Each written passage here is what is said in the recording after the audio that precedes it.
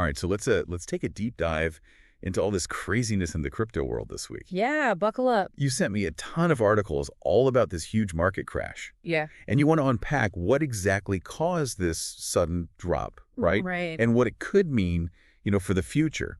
We've got some reports here from places like News Bitcoin and Forbes, and they go into a bunch of details about Bitcoin just totally tanking, all these crazy liquidations, and then altcoins. They got hit even harder, it seems. Yeah. Plus, there's that super interesting article about El Salvador. Remember, they went all in on Bitcoin, and now they're having to, scale back their crypto dreams. Oh. So, yeah, this deep dive is going to be a wild ride, I think. It really is. I think what's really interesting here is how this whole crash really shows the connection between the crypto world, like the traditional financial markets, and even global politics. It's how all these things that seem totally unrelated can set off this chain reaction. Yeah, okay, so let's break it down. So the U.S. Federal Reserve, they announced a rate cut this week. And usually that makes investors, excited to put money into riskier things like crypto. Yeah. But then they kind of threw a curveball, didn't they? Yeah, they kind of hit the brakes on all the excitement. They said they were only projecting, 2 more rate cuts for 2025, which, that really spooked the markets. It was this cold shower after a hot day, It was basically a big signal that inflation is stickier than we thought and that, interest rates could stay higher for longer. And so that's where the crypto market got slammed. Exactly. Crypto is all about risk, right? So it's super sensitive to any changes in how the economy is feeling. Danny Houston, she's the head of financial analysis over at AJ Bell. She called the Fed's comments a wake-up call, reminding everyone that the easy money days might be coming to an end. Oh, wow. So what about Bitcoin itself? The articles mentioned some pretty crazy drops. It was brutal, man, brutal. Bitcoin crashed from that, recent all-time high, over $108,000. Down to under $96,000. It even dipped below $93,000 there for a minute. That's a huge swing, especially in such a short amount of time.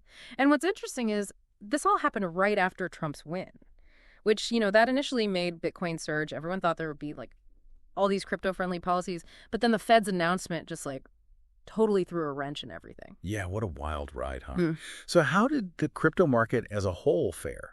So while Bitcoin, it actually held up kind of okay compared to the S&P 500, Yeah. the overall crypto market took a $500 billion hit. That just goes to show how tied crypto is to those traditional markets, even though, some people try to pretend it's this separate thing. Yeah, it definitely got caught in the crossfire. Yeah. The articles mentioned something about altcoins taking an even bigger beating. Oh, yeah, for sure. Ethereum, Dogecoin, XRP, Solana, all of them, they all saw double-digit losses.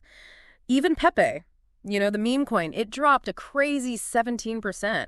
Those altcoins are just way more volatile than Bitcoin, so they got slammed even harder when the market shifted like that. But wait, isn't there an argument that, a pullback could actually be a good thing, maybe create some buying opportunities? That's what some analysts are saying. Santiment, for example, they're suggesting that, the projects that dropped the most might actually be the best deals now. But of course, that's just speculation. It's like trying to catch a falling knife. You might get a bargain or you might get cut, Ouch.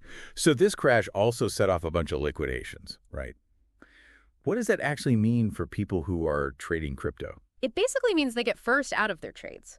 Imagine you're betting that Bitcoin's going to go up and you borrow some money to try and make even more, when it goes up. That's leverage. But if the price suddenly tanks, like it did this week, you might get what's called a margin call. And you'll be forced to sell at a loss to pay back what you borrowed. That sounds rough. The article said over $1.2 billion got wiped out in just one day. Yeah, it was crazy. And most of that was from long positions, so people were betting on the price going up. But then the market reversed, and all those leveraged positions got automatically closed, which just made the whole downward spiral even worse. There was even a report about a single liquidation order on Binance worth almost $16 million. Can you imagine the stress that trader must have felt? Oh, man. Yeah. That's a good reminder that leverage can be a double-edged sword. Big rewards, but also huge risks if things go bad. Exactly. It magnifies everything, the profits and the losses. You really got to understand how it works and the risks before you even think about using leverage. For sure. Speaking of risks, let's talk about El Salvador. Remember how they went all in on Bitcoin, made it legal tender and everything? Yeah. Seems like their Bitcoin dream is hitting a few snags. Yeah. Their bold experiment is facing a roadblock right now. The IMF, they haven't exactly been Bitcoin's biggest fan. And they basically forced El Salvador to roll back some of their crypto policies in exchange for, a $1.4 billion loan. So now businesses in El Salvador, they can choose whether or not they want to accept Bitcoin. It's a pretty big step back from that whole Bitcoin is legal tender thing. Wow, that's a big shift. It'll be interesting to see how this affects their economy and whether this setback makes them less into crypto. Yeah. Or if it pushes them to find new ways to use Bitcoin. Yeah, it's a huge turning point for them. This whole situation really shows how hard it is to take something like Bitcoin, which is, decentralized and volatile, and try to make it work within a traditional economy. Yeah, definitely. So are we looking at a full-blown crypto winter here? Or is there a chance for a comeback? Some analysts seem to think a rebound is coming. Yeah, there's a real mix of opinions out there. Like economist Alex Kruger, he thinks Bitcoin could bounce back strong after Christmas. He says that this crash kind of purged the market of all that, like euphoria and leverage, which, could set things up for a healthier recovery this time. Interesting.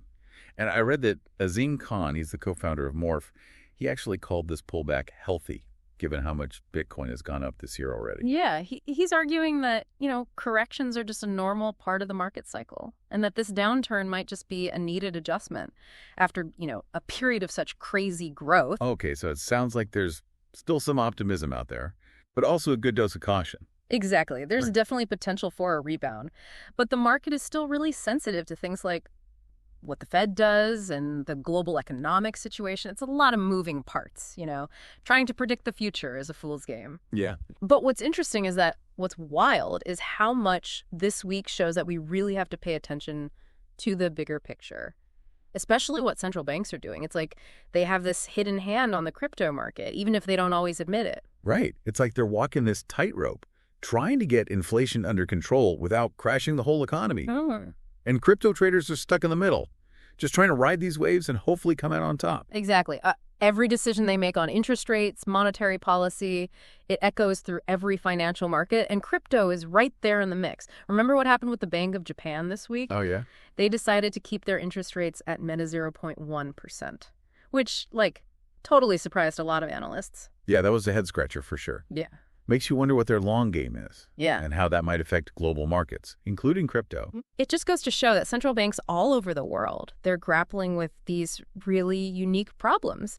And because the global economy is so interconnected, their actions can have these crazy, unpredictable ripple effects on other markets, especially, the always unpredictable world of crypto. It's all connected. But sometimes you don't see the connections until something like this crash happens. And then, of course, you have the political landscape to consider, too.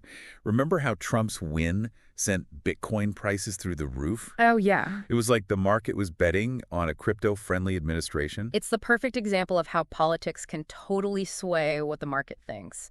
And now with Paul Atkins potentially leading the SEC, there's all this new speculation about the future of crypto regulation in the U.S. Right. For those who don't know, Atkins is seen as a pretty pro-crypto guy. Yeah.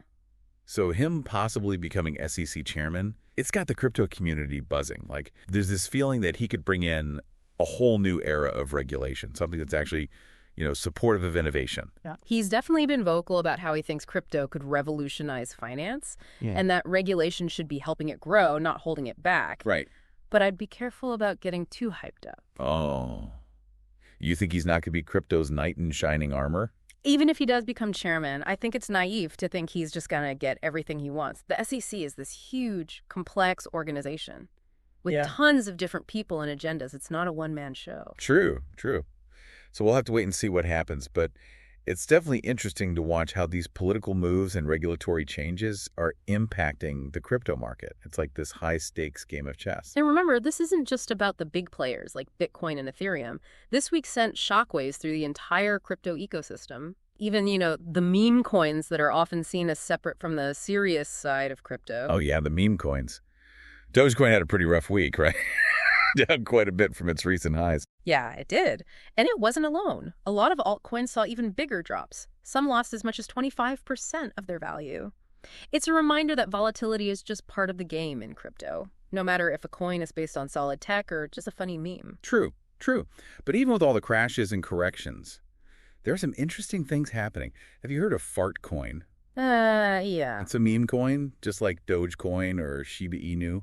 but it's kind of defying gravity while other coins are tanking. It's up over 70% in the past week. Ah, yes, the infamous fart coin. It's a fascinating example of how market psychology can just totally disconnect from any kind of fundamental analysis. Meme coins are all about hype and speculation, and in this case, I guess, a good dose of toilet humor. It's like watching a social experiment unfold in real time. People are buying Fartcoin not because they think it has any real value, but because it's trending, and they want in on the joke. Or maybe make a quick buck while the joke is still hot. And some people are making money, at least for now. But you gotta remember, this kind of speculative frenzy, it's rarely sustainable in the long run. It's like musical chairs. When the music stops, someone's left holding the bag. And it's probably not going to be the person who started the music. Right, a cautionary tale for anyone caught up in the meme coin craze. Exactly. That's why it's so important to be really careful with these kinds of investments. Don't get swept up in the hype and never risk more than you can afford to lose. Remember, a diversified portfolio and a long-term perspective, those are generally smarter ways to navigate the, often turbulent waters of the crypto market. So for our listeners out there, what does all this mean? The crypto market is, without a doubt, complex and always changing, and often driven by forces that are hard to predict. There are definitely chances to make money, but the risks are real. This week really highlighted how global economics, monetary policy, political events, technological advancements, even social trends, they can all come together to shape the crypto landscape. It's a multifaceted and dynamic system, and understanding these interconnected forces is key to making smart decisions. Wow. Feels like we've covered a ton in this deep dive. Yeah, it's been a wild ride. From those crazy highs to that sudden crash, the Fed doing their thing, and then the whole meme coin madness, it really shows you just how connected everything is in this market. And the roller coaster isn't over yet. The story of crypto in 2024 is still being written. Every day brings something new, it seems. That's what makes it so exciting, though, right? It's constantly changing. And really has the potential to, change how we think about money and tech. Yeah, but that constant change also means you got to be aware. We've seen how things outside of crypto, like central banks and politics, they can really shake things up. It's almost like trying to predict the weather, right? So many things are happening at once. It's impossible to know for sure what's going to happen next. But just like, meteorologists use data to forecast weather patterns, we can use our knowledge of economics and finance and even psychology to try and make sense of the crypto market. Exactly. And that's what we're trying to do here on the Deep Dive. We take all these sources, break down the info, and pull out the key insights for you.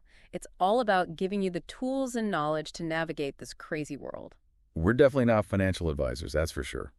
And we're not telling you what to invest in, but what we can do is help you understand how things work, the risks involved, and the potential rewards. So as we wrap up this deep dive, the biggest takeaway is to stay curious, stay informed, and stay engaged. The world of crypto is full of surprises, and there's always something new to learn. And I think this week really drove home the point that the crypto market is not for the faint of heart.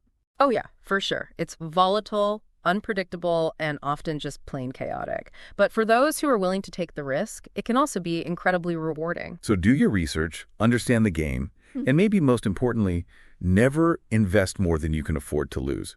Because as we've seen, the crypto roller coaster is full of unexpected twists and turns. And that's it for this week's Deep Dive. We'll catch you next time.